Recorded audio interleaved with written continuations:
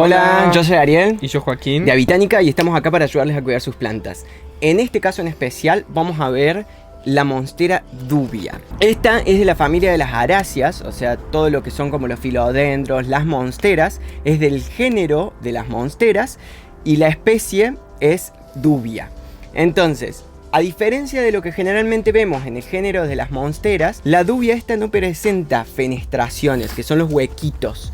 Pero antes de irnos como más con eso, veamos primero de dónde viene esta planta. Esta planta es originaria de Centroamérica y Suramérica, en la parte más tropical, la parte más norte, digamos. Fuera de lo que se diría América Central y Sur, más yendo para Estados Unidos y Canadá, para América del Norte, ya ahí empieza a ser bastante más cara. Todo lo que fuera de América también es muy cara esta planta. Nosotros acá igual ya la pagamos mucho, era muy chiquita cuando la compramos y la compramos a 8.000 pesos, que serían $60 por ahí. Y era hasta acá nomás. Es esto, claro. Como esta partecita nada muy más chiquita. era 8.000.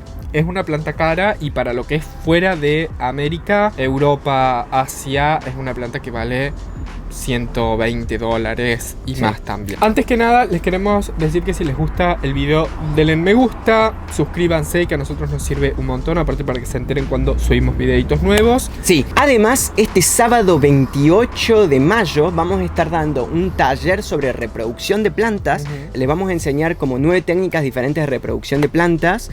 Se pueden inscribir de cualquier parte del mundo porque va a ser lo vamos a hacer online en vivo. Sí. Siempre y cuando los horarios coincidan, pueden inscribirse desde cualquier parte. Les dejamos en la descripción de la cajita el link para que se puedan inscribir. Entonces, viendo de dónde viene esta planta, vamos a poder entender como varias cosas. Lo primero que vemos es que en su forma juvenil, porque esta es su forma juvenil, así es chiquita ella, habita de esta forma debajo del cánope de la selva.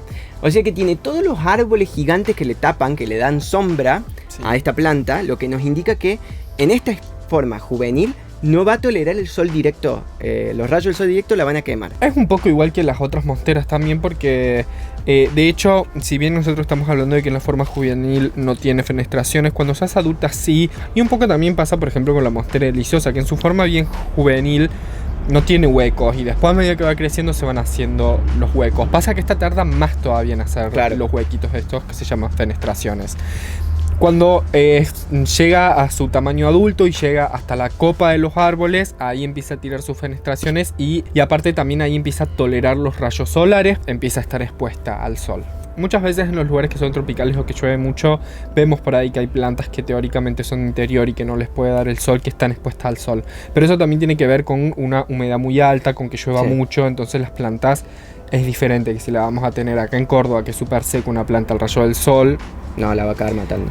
Esto que hablábamos recién de que cambia la forma de la hoja se llama heterofilia y se da en algunas plantas donde tienen una versión de su hoja en su forma juvenil y otra versión en su hoja en forma madura. Lo que va a pasar con la dubia es que sí o sí necesita un lugar donde estar trepándose. Si acá se acaba el tutor y sigue creciendo la planta, va a volver a tirar hojas chiquitas, súper chiquitas, hasta capaz que se hace solamente una guía sin hojas. Entonces es algo que tenemos que procurar siempre con la monstera dubia, de estar viendo de que no nos quedemos sin tutor. Así como acá está trepando en este tutor, podría estar trepando contra la pared, que de hecho la queremos tener más adelante. Sí, de hecho en la pared sería mejor, porque fíjense ustedes acá cómo la hoja empieza a tomar la forma del palo. Es como si se enroscara. Esto también es como un mecanismo medio de agarre que tiene, pero bueno, no estaría más lindo en una pared recta o algo para que queden bien presentadas las hojas, porque así es como que se... Y cada vez van a ser más grandes y lo siguen rodeando al palo. Es muy loco eso que hace. Sí. En su forma adulta, yo creo que para alguien que no tiene un poco el ojo entrenado, si lo ve en la selva, le puede confundir tranquilamente con la monstera deliciosa. Pero tiene una forma como más alargada y son como más deformes las fenestraciones que tiene.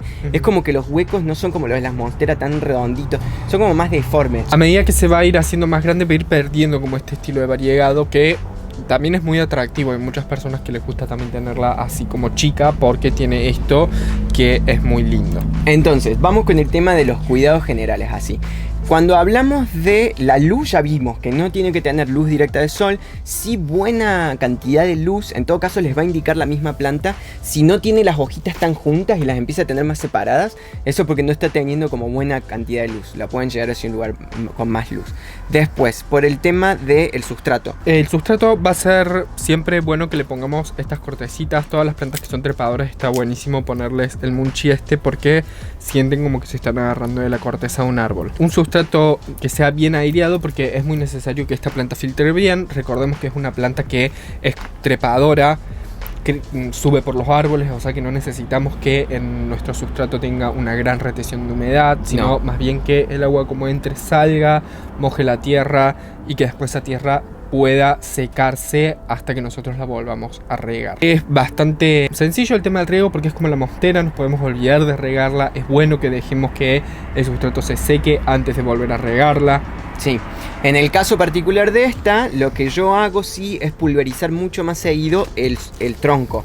Pues si pensamos un poco en cómo pasaría en la selva, todas las raíces que están agarradas a los árboles, esas están remil aireadas, solamente se riegan cuando caen las lluvias en la selva. Ahí tienen agua, absorben como agua y también retienen un poco como de la corteza de los árboles de donde se prenden, pero después se seca eso. Entonces lo que tiene la jungla es que llueve mucho más seguido. Entonces llueve seguido, pero están bien aireados. Acá yo lo que hago es que uso musgo sphagnum, o pueden usar la fibra de coco también para retener el agua.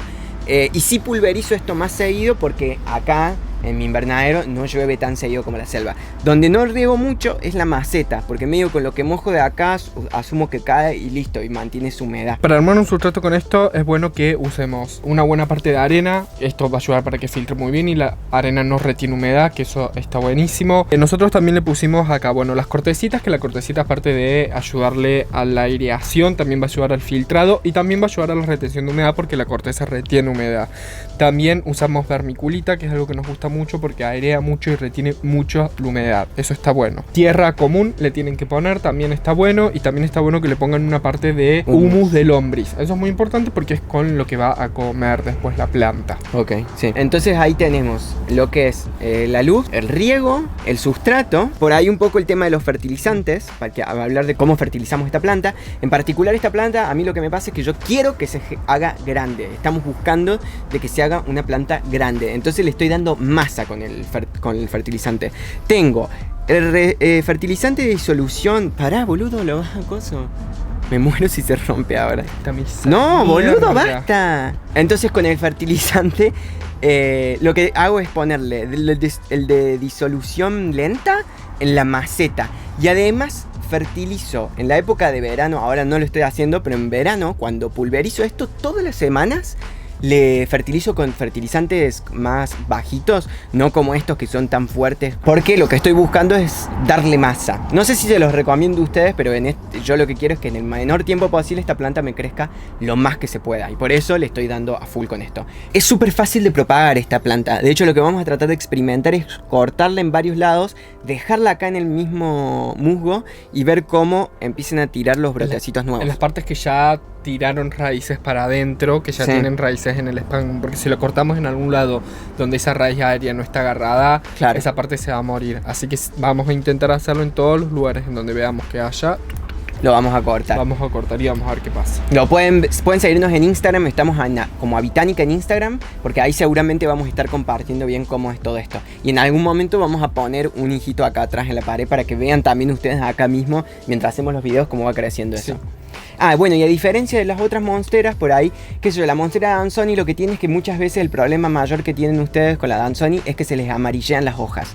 Esta monstera no ha tenido ni pestes, no ha presentado ninguna dificultad, crece. Sí, es grande la inversión inicial, pero si te gusta la planta, para mí lo vale la pena. A mí me gusta tener esta planta. Nunca paró de tirar hojas, no se llega a ver ahí lo grande que está, pero la chabona jamás terminó de tirar hojas. Ahí está sacando una hoja nueva, nunca frenó, ya estamos entrados en el otoño y sigue produciendo. Entonces me parece que es como una buena planta. Sí, también es una planta con cuidados muy fáciles, por lo cual es recomendable para un principiante. Lo que sí es que es cara, o sea que si sos principiante y vas a empezar por esta planta y se te muere, es un bajón. Por el lado de lo que vale, no la recomendaría para principiantes, pero por el lado de los cuidados, es re recomendable. Sí. Esto es todo por el video. ¡Ay! Esto es todo por hoy del video de la Monstera Dubia. Esperemos que les haya servido. Bueno, esto es todo lo que tenemos para decir de la Monstera Dubia. Si ustedes saben alguna otra cosa, si tienen alguna, nos lo dejan en los comentarios. Espero que los consejos les hayan servido. Y nos vemos la próxima. Nos vemos la próxima. Adiós. Bye.